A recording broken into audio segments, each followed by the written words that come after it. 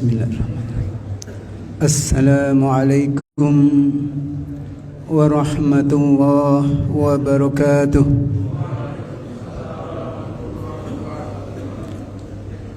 Alhamdulillahi wa kafa. Wassalatu wassalamu ala rasulillahil mustafa wa ala alihi ahli sidqi wal wafa.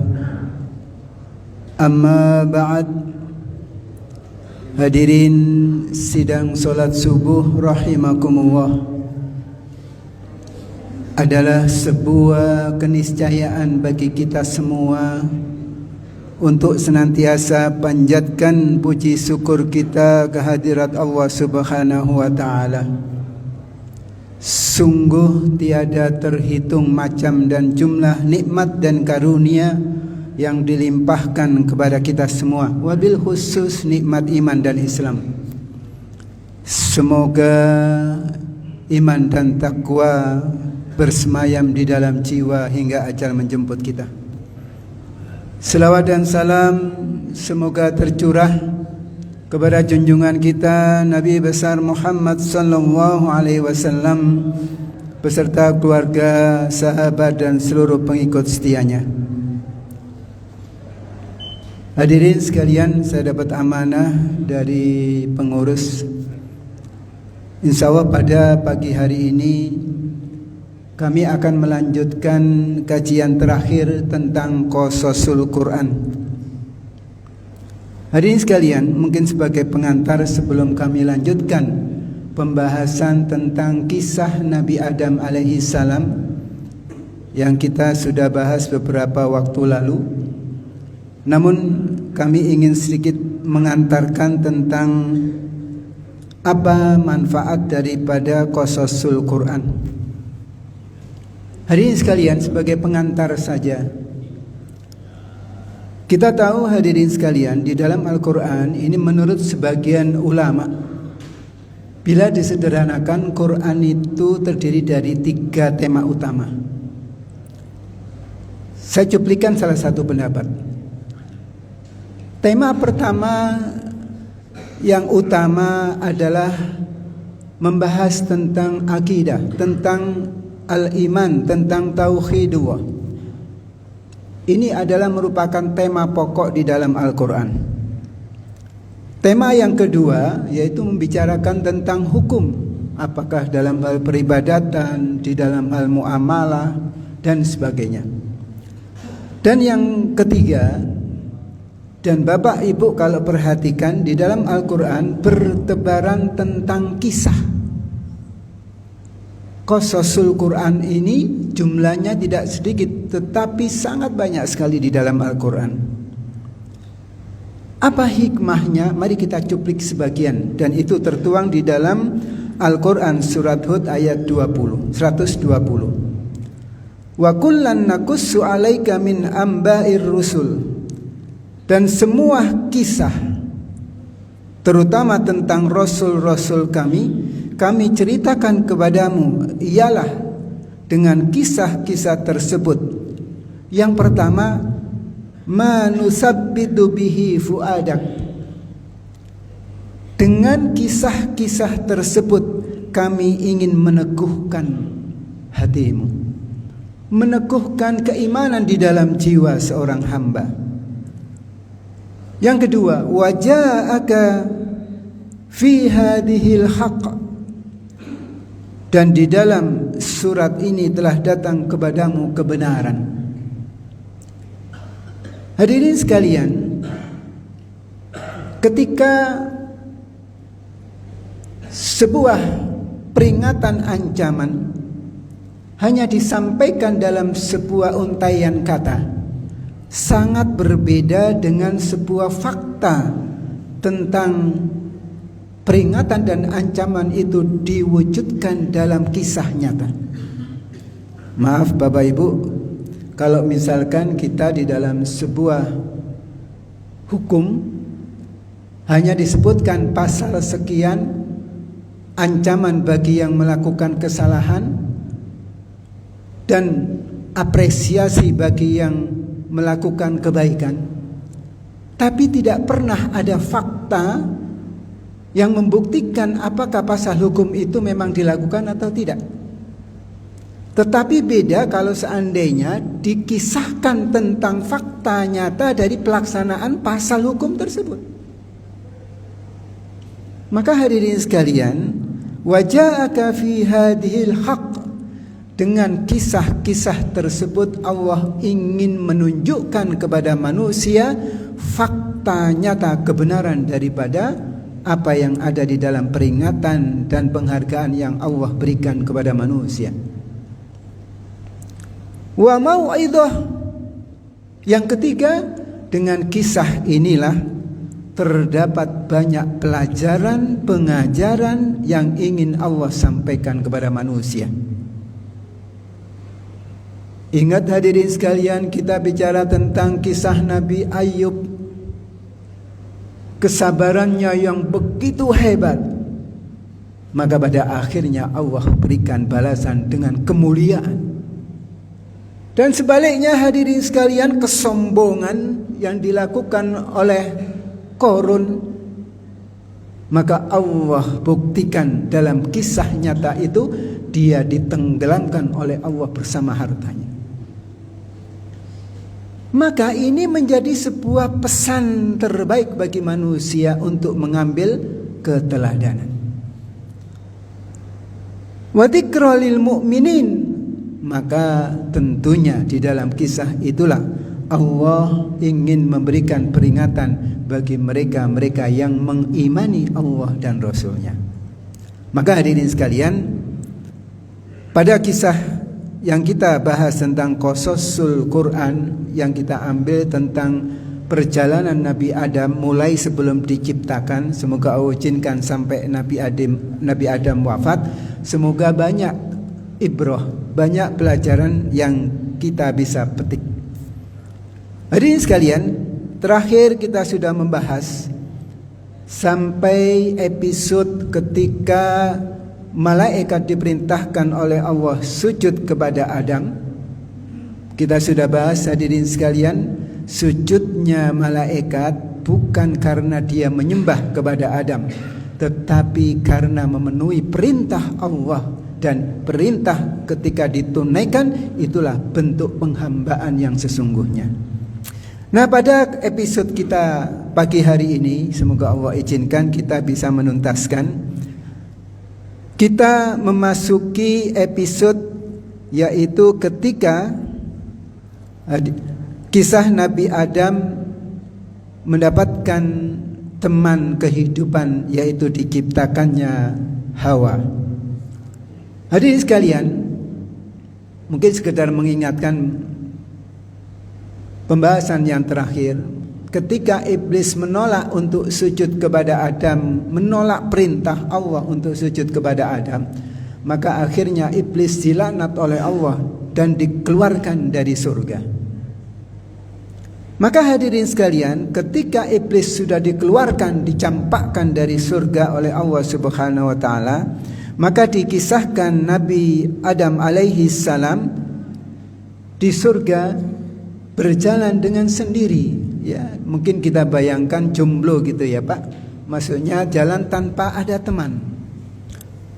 Maka hadirin sekalian, melihat Nabi Adam berjalan sendiri di surga, maka Allah berkehendak untuk menciptakan teman bagi Nabi Adam alaihi salam di surganya.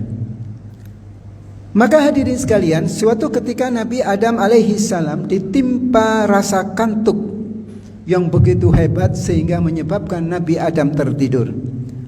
Nah, ketika tertidur itulah Allah mengambil tulang rusuk Nabi Adam yang paling pendek dan paling bengkok. Maka dari tulang rusuk itulah Allah ciptakan istrinya dari tulang rusuk tersebut. Hadirin sekalian, disebutkan dalam sebuah riwayat bahwa Allah telah mengeluarkan iblis dari surga dan menyuruh Nabi Adam tinggal di surga. Lalu Adam pun berjalan sendiri di surga tanpa seorang teman pun yang menemaninya.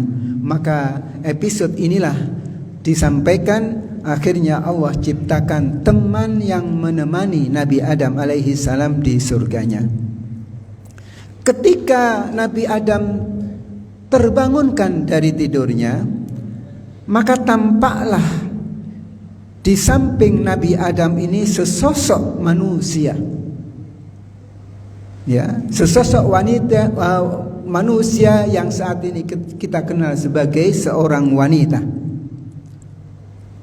Hadirin sekalian, ketika Nabi Adam melihat ada sosok manusia yang lain ini, maka Nabi Adam bertanya, "Siapa kamu?" Maka wanita ini menjawab, "Aku adalah seorang wanita." Lantas Nabi Adam melanjutkan pertanyaannya, "Kenapa engkau diciptakan?" Hadirin sekalian, mari kita simak jawaban Hawa. Dia mengatakan ketika ditanya oleh Adam, "Kenapa engkau diciptakan?" Maka jawaban Hawa adalah, "Lisakinaka." Aku diciptakan oleh Allah agar memberikan ketenangan bagi dirimu. Hadirin sekalian, ingat, fungsi seorang istri adalah untuk memberikan sakinah bagi suaminya. Bapak Ibu sekalian, kalau saya perhatikan ini mayoritas sudah pada menikah, ya, bahkan usianya sudah tidak muda.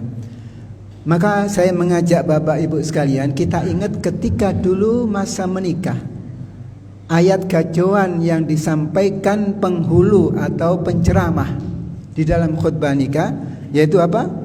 Surat Ar-Rum ayat 21 yang berbunyi, "Wa min ayatihi an khalaqalakum min anfusikum azwaja litaskunu ilaiha wa ja'ala bainakum mawaddatan wa rahmah." Ingat Bapak? Ingat ya? Wa min ayatihi, dan di antara tanda-tanda kekuasaan kebesaran Allah adalah an khalaqalakum min anfusikum, yaitu menciptakan bagimu dari dirimu azwaja, seorang istri. Maaf, bukan seorang, ya, menciptakan bagi kamu istri-istri kamu. Nah, yang terpenting lanjutan dari ayat ini, untuk apa Allah ciptakan istri-istri bagi kita? Litaskunu ilaiha. Jadi Allah menciptakan istri bagi suami, tujuannya adalah memberikan ketenangan jiwa di dalam diri suami. Seorang wanita itu memang diciptakannya untuk memberikan ketenangan bagi suaminya. Litaskunu ilaiha, bahwa dengan adanya wanita itulah, dengan adanya istri itulah, seorang suami itu akan merasa tenang hidupnya di dalam kepada wanita tersebut. Hadirin sekalian, oleh sebab itu hati-hati, interaksi seorang laki-laki dengan wanita bukan mahram. Hati-hati, karena fungsi wanita memberikan ketenangan. Maka jangan kaget hadirin sekalian, ya, kenapa sekarang ini marak terjadinya perselingkuhan dan sebagainya? Karena ada pergaulannya tidak mengikuti syariat. Di kantor dengan bebasnya, dengan alasan mereka hubungan kerja. Kadangkala seorang suami curhat kepada wanita yang lainnya, saling ngobrol dan sebagainya. Muncul sebuah kecenderungan, karena memang fungsi wanita untuk memberikan ketenangan di dalam dirinya kepada laki-laki. Tapi tentunya yang diharapkan oleh Allah adalah istri itu diciptakan dalam hubungan yang halal dengan suaminya, bukan dalam hubungan yang haram.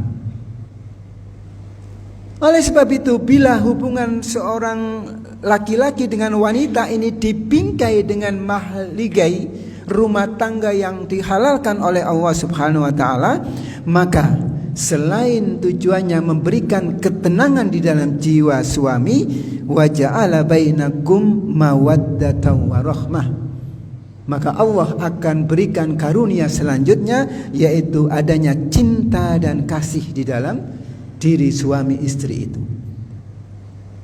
Maka ketika Hawa ditanya, untuk apa kamu diciptakan? Maka Hawa menjawab, untuk memberikan ketenangan di dalam jiwamu terhadap diriku. Jadi Bapak Ibu sekalian, mungkin koreksi kita, koreksi suami, kalau kita tidak bisa saling memberikan ketenangan kepada pasangan, berarti kita salah arah, tidak sesuai dengan tujuan Allah ciptakan kita. Kalau ada seorang istri tidak bisa memberikan ketentraman, ketenangan di dalam rumah tangganya dengan suaminya, dan kalau suami merasa gerah ketika pulang ke rumah, berarti harus ada evaluasi di dalam diri istri. Ada yang salah, tidak sesuai dengan tujuan penciptaan dirinya. Demikian juga suami. Istri merasa tenang kalau suaminya pergi. Nah, itu bahaya. Karena sudah tidak sesuai dengan fitrah yang ditanamkan oleh Allah ketika penciptaan kita. Lanjut.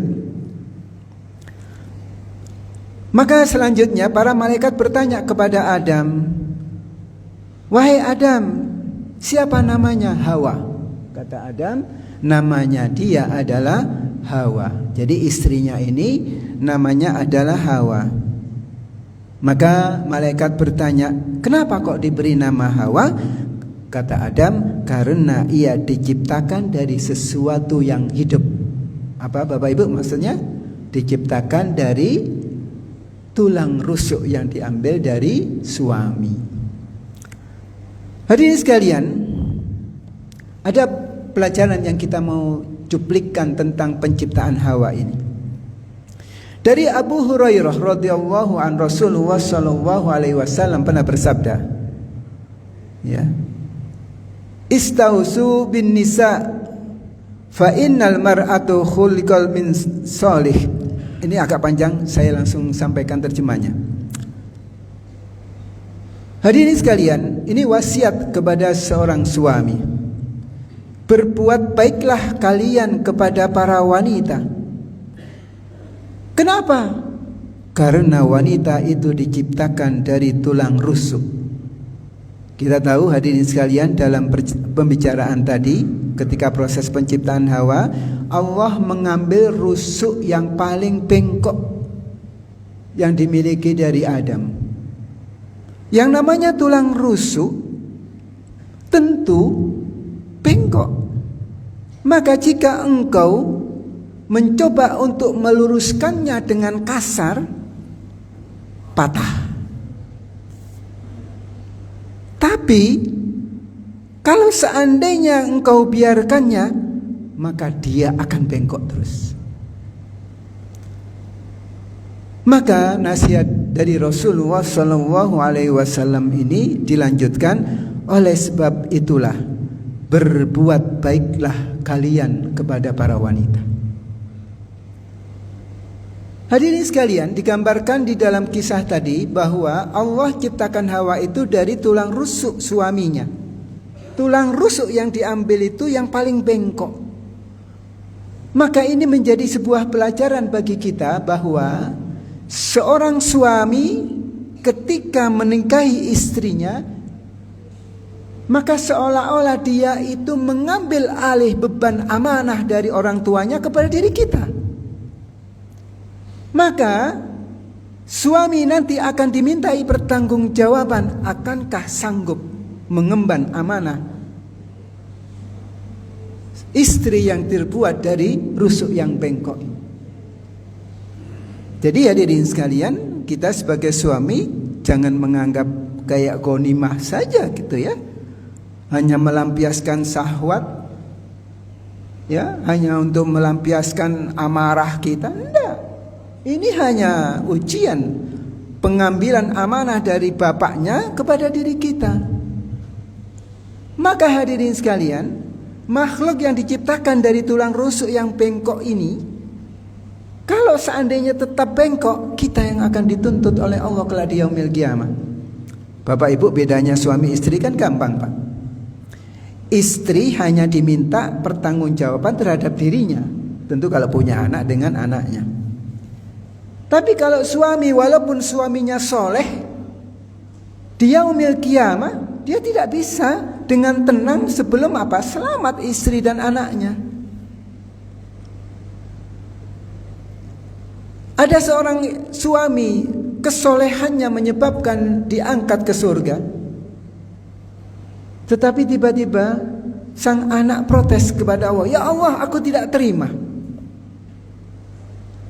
Kenapa aku dimasukkan neraka kok dia surga? Padahal dulu bapakku tidak pernah mendidik aku. Aku berbuat maksiat didiamkan, pergaulan bebas didiamkan, minum-minuman keras didiamkan." Hadirin sekalian, akhirnya apa? Sang bapak itu harus dijebloskan ke neraka, bukan karena perbuatannya, tetapi karena membiarkan anaknya yang tidak berbuat baik. Demikian juga nanti istri. Seorang istri kelak di yaumil qiyamah, ketika di dunianya tidak dididik suaminya, dia buka aurat, keluar dari rumah, auratnya kemana-mana, suaminya dengan biasa membiarkan.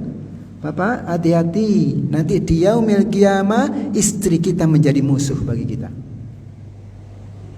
Yauma yafirrul mar'u min akhi wa ummihi wa abi wa sahibatihi wa banihi. Hadirin sekalian, di dalam salah satu ayat yang lainnya Allah mengatakan, "Ya ayyuhalladzina amanu, ya, inna min azwajikum wa auladikum aduwwan lakum fahdaruhum."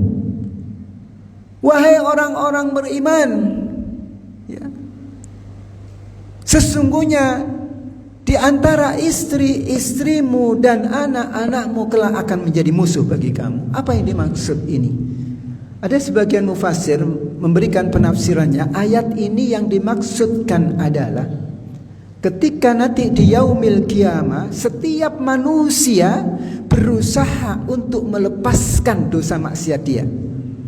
Karena sudah dijelaskan, sudah dipampangkan oleh Allah begitu dahsyatnya siksa neraka. Maka setiap jiwa ingin terhindar dari siksa neraka. Maka seorang suami, dia akan berusaha bagaimana melepaskan dosa dan salah ini. Seorang istri berusaha untuk melepaskan dosa dan salah dia. Maka kelak di yaumil qiyamah satu manusia akan menjadi musuh yang lainnya. Yang dimaksud apa? Sebagai contoh yang tadi saya sampaikan. Ketika istri di dunia tidak dididik suaminya sehingga dia terjerambab kemaksiatan, nanti di yaumil qiyamah ketika dihukum oleh Allah dan harus dicampakkan ke neraka, dia tidak akan diam. Dia akan menuntut kepada Allah keadilan. Kalau suaminya di dunia tidak menunaikan tugasnya, istri tidak benar didiamkan, maka nanti di akhirat dia menjadi musuh kita dan kita akan terseret ke dalam neraka. Kenapa? Karena suami tidak menunaikan kewajiban sebagai pemimpin. Beda dengan istri, Bapak. Ada suami maksiat, istrinya soleh, dia tidak dituntut perilaku dari sang suami. Kenapa? Karena suami itu pemimpin dia. Maka pelajarannya bagi bapak sekalian, yaitu para suami, terutama diri saya sendiri, ingat Allah memberikan amanah kita sang istri. Di dalam kisah ini kita bisa mengambil pelajaran bahwa istri kita diciptakan dari tulang rusuk kita yang bengkok. Sifat bengkok ini harus disadari oleh suami. Kalau kita meluruskan dengan kasar, maka akan patah. Kalau kita nasihati dengan kasar, maka perasaan istri akan hancur. Kalau kita tidak dengan adab yang baik, tidak melakukan interaksi dengan kebaikan, istri kita boleh jadi tidak menyambut nasihat kita. Justru yang terjadi adalah keretakan rumah tangga. Maka Nabi mengingatkan apa? Tapi kalau kamu diamkan, daripada perang, daripada berantem rumah tangga, udah diemin aja. Tidak bisa juga. Karena ketika dia sesat, kita pun akan diminta pertanggungjawaban. Maka kata Nabi apa? Maka berhubungan baiklah, berbuat baiklah dengan istrimu. Ketika perlu dinasihati, nasihatilah dengan cara yang baik. Adapun selebihnya, ada seorang istri yang taat kepada suami, maka bersyukur. Tapi seandainya istrinya sudah dinasihati dengan baik kok tidak berubah, maka suami sudah lepas dari tanggung jawabnya. Kita lanjut. Hadirin sekalian, episode selanjutnya yaitu apa? Setelah Allah ciptakan Hawa sebagai pendamping bagi Nabi Adam alaihi salam, maka episode berikutnya adalah surat Al-Baqarah ayat 35. Kita lanjut. Allah berfirman, "Wa ya Adamu uskun anta wa zawjukal jannata fakula min haitsu syi'tuma wa la taqraba hadhihi syajarata fatakuna minadh dhalimin." Wa ya Adam, wahai Adam, uskun anta wa zawjukal jannah. Wahai Adam, tinggallah kamu dengan istrimu, yaitu apa? Al-jannah, di surga. Fakula min haitsu syi'tuma. Di surga ini silahkan kamu makan apa saja, dimanapun kamu mau. Bapak Ibu sekalian, kalau ada redaksi seperti ini yang kita bayangkan, Pak, makanan di surga banyak atau satu? Banyak. Ada di mana? Di mana-mana. Makanya bahasanya yaitu apa? Fakulan min haitsu syi'tuma. Makanlah sesukamu dan dimanapun kamu berada. Berarti surga berlimpah karunia yang bisa dinikmati oleh penghuninya tanpa terbatas.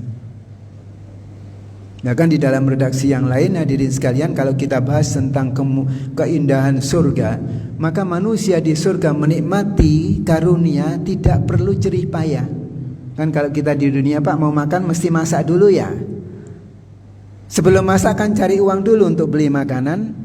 Itu menandakan di dunia ini karunia harus diikhtiarkan dengan susah payah baru bisa dinikmati. Surga tidak.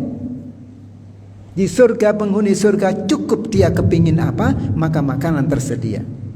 Itu menunjukkan betapa indahnya kehidupan di surga. Wala taqraba hadhihi syajarah. Namun Allah memberikan peringatan kepada Adam dan Hawa, dan janganlah kamu dekati hadhihi asyajarah. Dalam redaksi bahasa Arab, Pak, kalau menggunakan kata-kata alif lam sebelum sebuah kata benda, itu menunjukkan kata tunggal.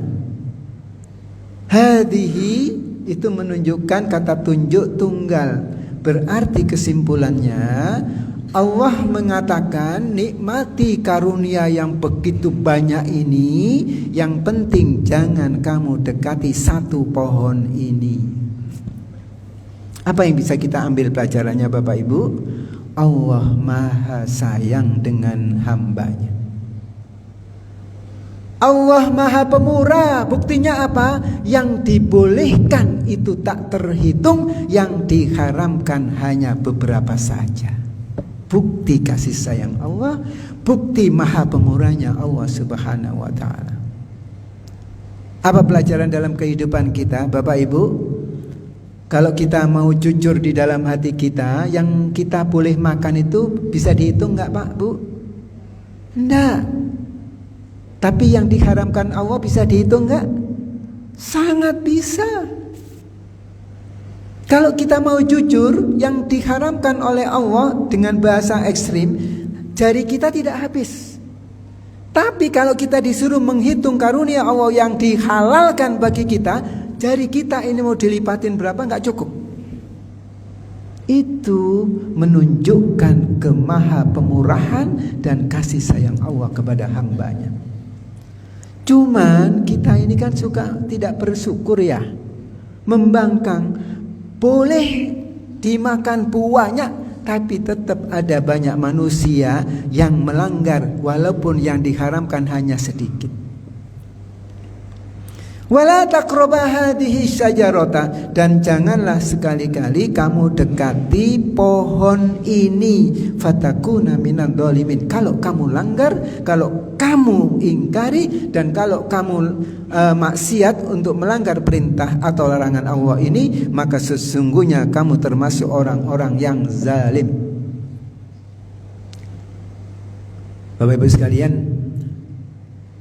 kita ingat Bapak Ibu, haram itu hukumnya zina itu hukumnya boleh atau tidak?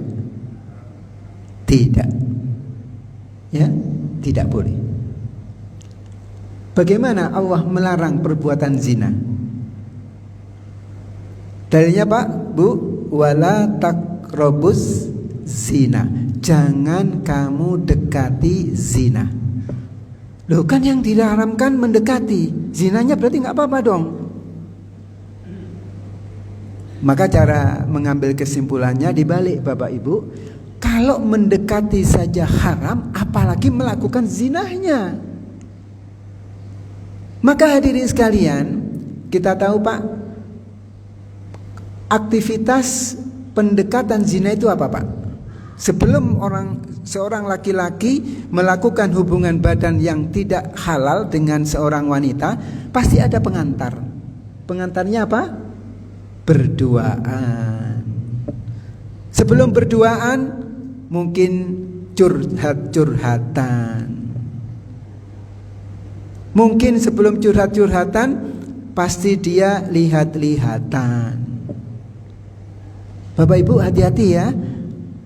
Dalilnya mengatakan wala taqrabuz zina, jangan engkau dekati zina. Maka ada ulama yang menafsirkan berarti yang termasuk hukum atau termasuk dosa bukan hanya hubungan seksualnya, tetapi prosesi masuk ke sana itu juga termasuk dihukumin dosa. Contoh Bapak Ibu sekalian, boleh nggak seorang laki-laki bersentuhan dengan wanita yang bukan mahram? Hukumnya apa? Haram. Haram Pak, walaupun tidak hubungan badan, tetapi proses ke arah sana termasuk sentuhan, termasuk apa? Berduaan laki wanita tanpa ada mahram. Itu di dalam kategori takrobu, mendekati perzinahan, dan itu termasuk yang haram. Ada yang salah di dalam persepsi kita, seolah-olah kan aku nggak hubungan badan. Hadirin sekalian, hati-hati. Terjadinya perzinahan pasti dilalui dengan pra-perzinahan. Karena ini dilanggar, terjadilah perzinahan, dan itulah yang menggejala dalam masyarakat saat ini. Terjadinya perselingkuhan, perzinahan merebak di mana-mana. Nah, kembali di dalam kisah Nabi Adam ini, ya, Allah mengatakan wala taqraba hadhihi syajarah, dan janganlah sekali-kali kamu dekati pohon ini. Maka hadirin sekalian, ada sebuah konklusi yang bisa kita ambil, mendekati pohon ini saja tidak boleh, apalagi memakan dari apa yang ada di dalam pohon ini. Hadirin sekalian, baik, kita mau mengambil beberapa ibrah dari ayat ini. Bapak Ibu, kalau mau kita cermati, Nabi Adam habis diciptakan, apakah sudah saum? Apakah diceritakan sudah sholat tahajud? Apakah sudah dikisahkan Nabi Adam sudah berjihad? Tidak. Ketika Nabi Adam pasca diciptakan, malaikat diperintahkan sujud. Ini kita sudah bahas sebagai penghormatan Allah kepada Nabi Adam. Setelah itu ternyata Allah ciptakan Hawa untuk mendampingi Adam dan diperintahkan masuk ke surga. Tidak digambarkan bahwa Nabi Adam sudah melakukan peribadatan begitu banyak, tapi Nabi Adam sudah diperintahkan menempati surga. Apa pelajarannya hadirin sekalian? Pelajarannya adalah bahwa seorang hamba untuk mendapatkan karunia Allah Subhanahu wa ta'ala belum tentu karena ikhtiar atau ibadahnya semata. Saya cuplikan sebuah hadis. La yudkhilu ahadan minkum amaluhu al-jannah wa la yujiruhu minan nar wa la ana illa bi rahmatin minallah. Hadirin sekalian, suatu ketika Nabi pernah bersabda, tidak ada suatu amalan dari seseorang pun yang bisa memasukkannya ke dalam surga dan menyelamatkannya dari siksa neraka. Kata Nabi apa? Termasuk diriku, kecuali karena rahmat dari Allah Subhanahu wa ta'ala. Ini sabda Nabi tertuang di dalam hadis riwayat Imam Muslim. Kita ulang Pak ya. Nabi yang bersabda, tidak ada suatu amalan pun yang menjadi penyebab satu-satunya sehingga orang itu masuk surga atau selamat dari neraka, terkecuali itu semata karena rahmat Allah. Ketika sahabat nanya, apakah termasuk engkau ya Rasul? Iya, termasuk aku. Nah, pertanyaannya, bagaimana dengan yang kita fahami selama ini? Kan kita perintah rajin sholat, saum, suruh infak, kita infak. Sebagaimana di dalam surat Az-Zukhruf ayat 72, tilkal jannatal lati uristumuha bima kuntum ta'malun. Itulah surga yang dikaruniakan untuk kalian disebabkan amal soleh kalian dahulu di dunia. Hadis tadi menyatakan bahwa tidak satu amalan pun yang hanya karena amalan itulah menyebabkan masuk surga atau selamat dari neraka. Tapi ayat ini mengatakan surga itu disiapkan bagi mereka yang beramal soleh. Bapak Ibu, kalau di dalam kaidah pengambilan hukum di dalam syariat Islam ada kaidah yang namanya menggabungkan. Karena ayat Al-Quran dan hadis Nabi yang sahih tidak mungkin bertentangan. Bagaimana cara menggabungkan dua dalil ini? Maka saya cuplikan, ini pendapat salah seorang ulama. Maksud dari dua dalil ini adalah seseorang tidak bisa membayar surga Allah dengan hanya amal perbuatannya semata. Kenapa? Karena begitu sempurnanya balasan Allah berupa surga ini. Maka ketika Allah memberikan balasan surga itu, tentu semua karena rahmat Allah. Terus kenapa kok kita diperintahkan untuk beramal? Supaya Allah menurunkan rahmatnya kepada kita.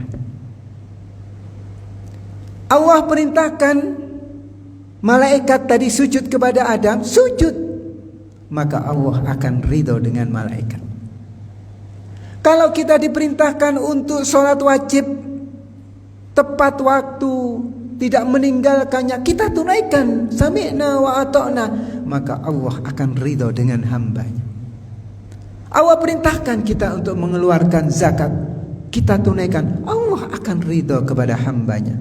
Hadirin sekalian, kalau Allah sudah ridho dengan hambanya, siapa yang bisa menghalangi pertolongan Allah?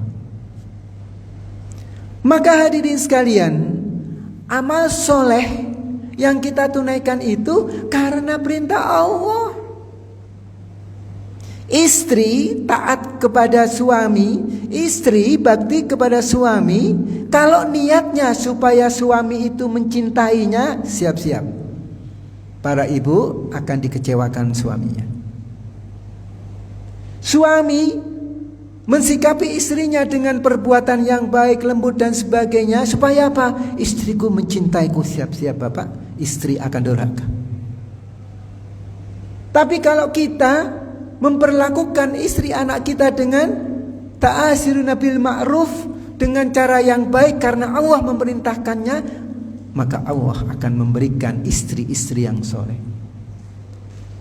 Istri ketika bakti kepada sang suami, niatnya adalah karena Allah perintahkan saya bakti dengan suami. Maka ketika suaminya kok tidak pandai bersyukur, istri sudah bakti, mari cari wanita yang tidak halal. Maka hadirin sekalian, istri yang melakukan bakti karena niat Allah, dia tidak dia peduli dengan apakah dapat balasan dari manusia atau tidak. Kenapa? Karena yang dia dambakan adalah balasan Allah, dan pasti Allah akan memberikan kebaikan. Bapak Ibu, ada kisah nyata. Ada kisah nyata. Ada seorang perwira menengah. Suatu ketika Allah uji rumah tangganya retak karena istrinya khianat. Hadirin sekalian, kisah ini dikhawatirkan oleh temannya, namanya perwira Pak. Istrinya selingkuh, dan selingkuhnya makna yang lebih jauh lagi. Wah, ini perwira menengah ini khawatirnya melakukan tindakan yang represif karena dia punya senjata untuk itu. Tapi subhanallah Pak, yang dia lakukan, karena memang beliau ini aktif di masjid gitu ya. Yang dia lakukan apa? Dia lepaskan istrinya. Dia tidak berbuat kekasaran dan sebagainya, dia lepaskan. Ada temannya yang menasihati, kenapa enggak ini saja, rujuk saja dinasihati gini. Kata dia apa? Di mata hukum Allah, bukankah seorang wanita yang sudah bersuami berzina dengan yang lain harus dirajam sampai mati? Kata dia begitu. Iya, maka di mata saya dia sudah mati. Maka saya ceraikan dia. Hadirin sekalian, seorang suami, seorang istri ketika bakti dengan suami karena niat Allah, santai Pak. Apakah manusia membalas kebaikannya? Dia tidak peduli. Kenapa? Yang dia dambakan adalah keridhaan Allah. Dan biasanya hadirin sekalian, ketika seorang itu ikhlas dalam amalnya di dunia, dia tidak peduli dengan balasan dunia, balasan lingkungan. Dan biasanya justru Allah memberikan kebaikan di dalam lingkungannya untuk dia. Tapi kalau sebaliknya, siap-siap akan mendapatkan kekecewaan. Kenapa? Apalagi mengharapkan balasan dari manusia, karena kebanyakan manusia adalah makhluk yang tidak pandai bersyukur. Nah, jadi menggabungkan dua dalil tadi bahwa kita di dalam dunia ini melakukan amal soleh karena Allah perintahkan. Nah, kita menunaikannya itu karena Allah perintahkan. Kalau kita merintahkan, tujuannya apa? Supaya Allah ridho dengan kita. Kalau Allah sudah ridho dengan kita, maka tidak mungkin Allah tidak menyayangi kita. Innal ladina amanu wal ladina hajaru wa jahadu fi sabilillah ulaika yarjuna rahmatallah wallahu ghafurur rahim. Sesungguhnya orang-orang yang beriman, orang-orang yang berhijrah dan berjihad di jalan Allah, mereka itulah mengharapkan rahmat Allah. Dan Allah adalah zat yang maha pengampun dan maha penyayang. Maka hadirin sekalian, kebaikan yang kita lakukan di muka bumi ini memang dalam hadis tadi tidak menjadi penyebab satu-satunya, bukan. Tetapi ibadah kita, amal baik kita, semua karena untuk menunaikan perintah Allah, agar Allah ridho dengan kita dan Allah memberikan rahmatnya kepada kita. Bukan hanya nanti di akhirat dengan surganya, tapi juga dengan kehidupan di dunia ini. Contoh, Bapak Ibu sekalian, Nabi Adam kan berarti belum sholat ya digambarkan ya, belum jihad, belum tahajud, tapi sudah masuk surga. Tapi pertanyaannya, Pak Bu, apakah Nabi Adam tergambarkan sudah berbuat dosa maksiat? Belum. Ketika diperintahkan masuk ke surga, apakah Nabi Adam sudah melakukan kemaksiatan? Belum. Apa pelajarannya? Limpahan karunia Allah. Belum ya Pak ya? Masih 10 menit ya? 10 menit lagi ya. Bapak Ibu, limpahan karunia Allah ya, itu diberikan kepada hambanya bagi mereka yang tidak melakukan dosa dan kemaksiatan. Nabi Adam ketika pertama diperintahkan hidup di surga, belum berbuat amal soleh yang banyak. Tidak dikisahkan seperti itu. Tapi sudah menikmati karunia. Karena nanti di episode terakhir itu Pak, ya, Nabi Adam dicampakkan, maksudnya dikeluarkan dari surga karena pelanggarannya. Bagaimana kenyataan dalam kehidupan? Bapak Ibu pernah bayi ya kita ya semua ya. Bapak Ibu ketika bayi sudah dosa enggak? Tidak ada ya, masih suci ya. Pertanyaannya Pak, bayi itu bisa bekerja enggak? Enggak. Bayi itu bisa ngomong enggak? Enggak. Tapi terjaminkah kebutuhannya? Kalau lapar Pak, apa yang dilakukan bayi? Oe, oe, oe. Enggak ngomong minta makan Pak. Tapi faktanya apa? Nanti sang ibunda ketika bayinya nangis, oh anakku lapar, ditetein. Akhirnya apa Pak? Kebutuhan fisik bayi perlu makan terpenuhi dengan oe, oe.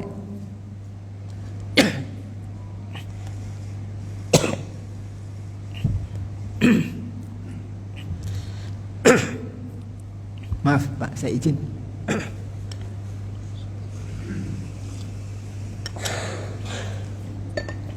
Hadirin sekalian, bayi sakit Pak, bisa ngomong? Enggak.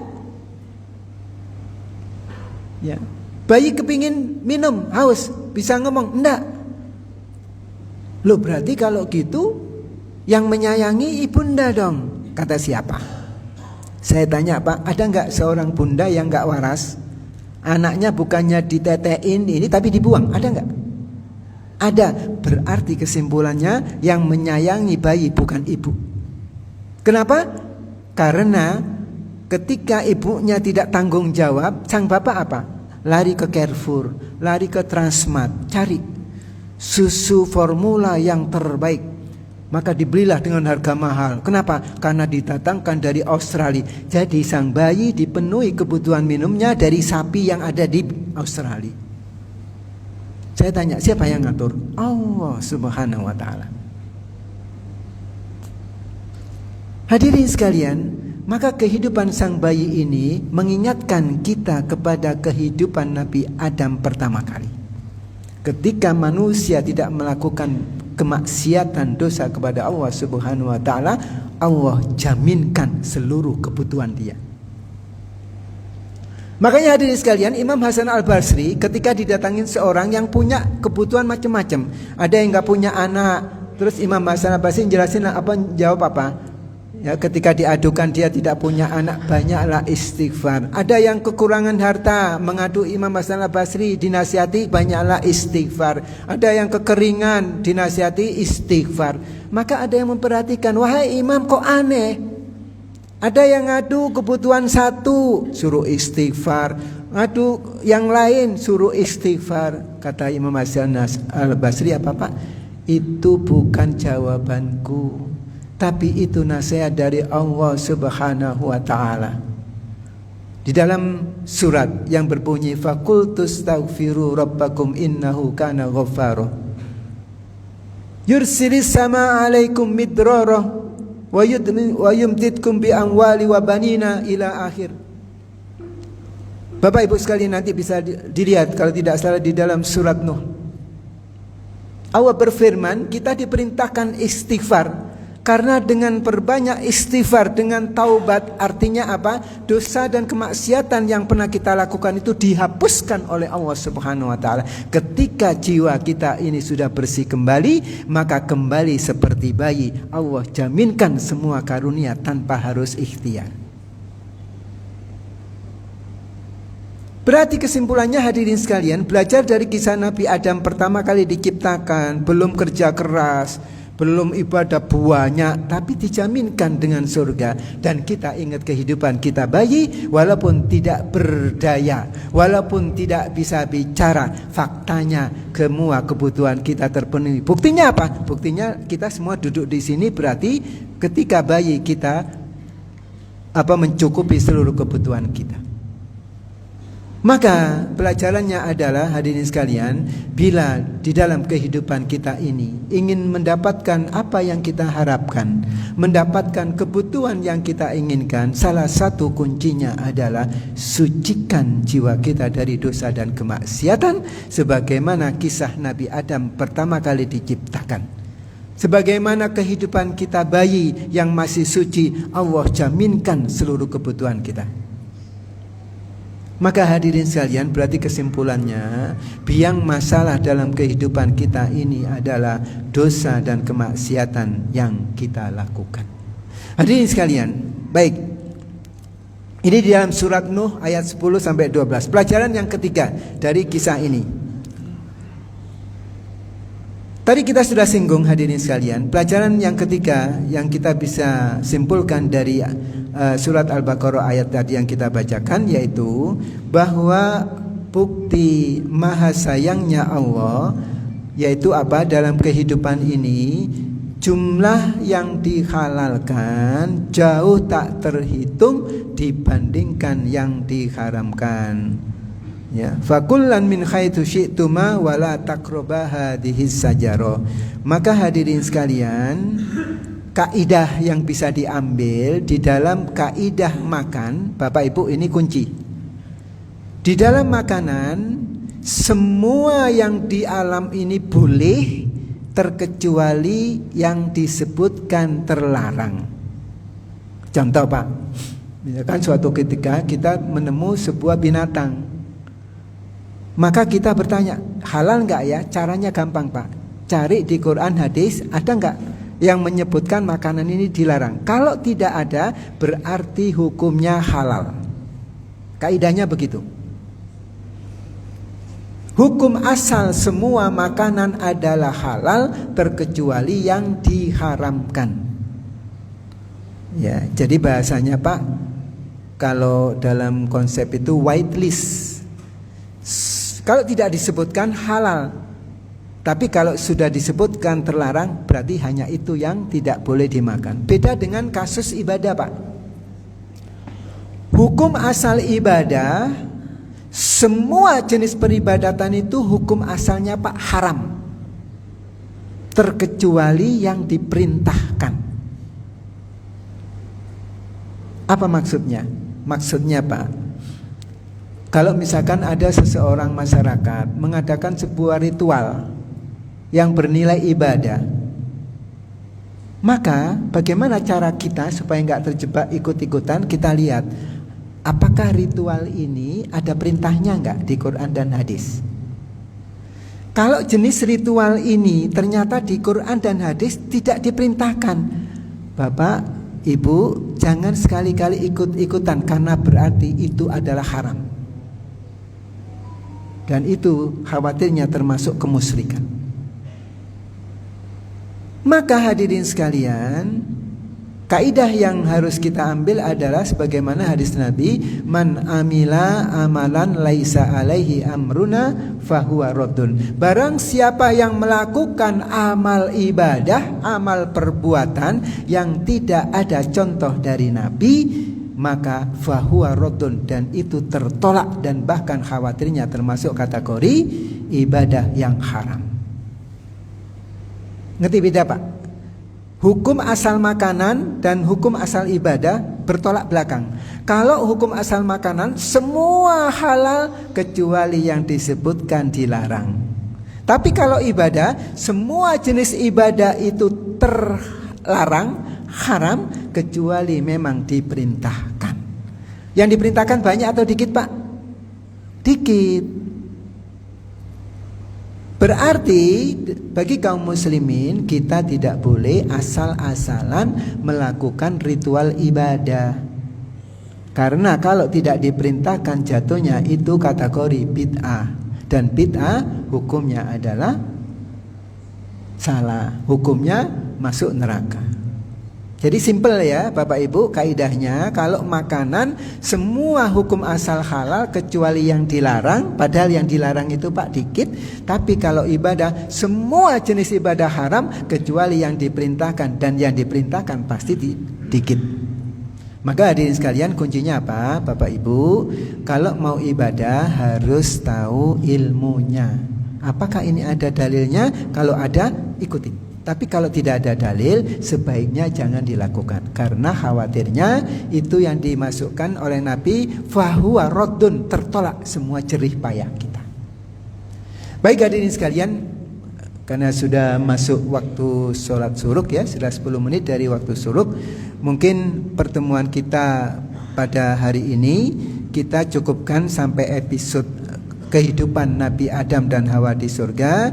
Maka kalau Allah izinkan kita akan lanjutkan episode selanjutnya, yaitu kisah tipu daya iblis kepada Adam dan Hawa.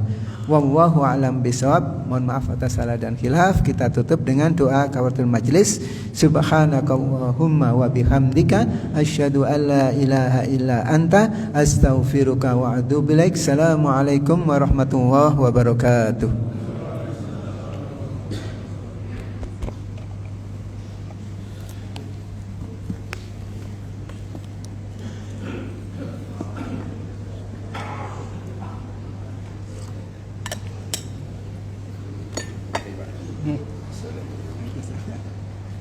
Iya Pak.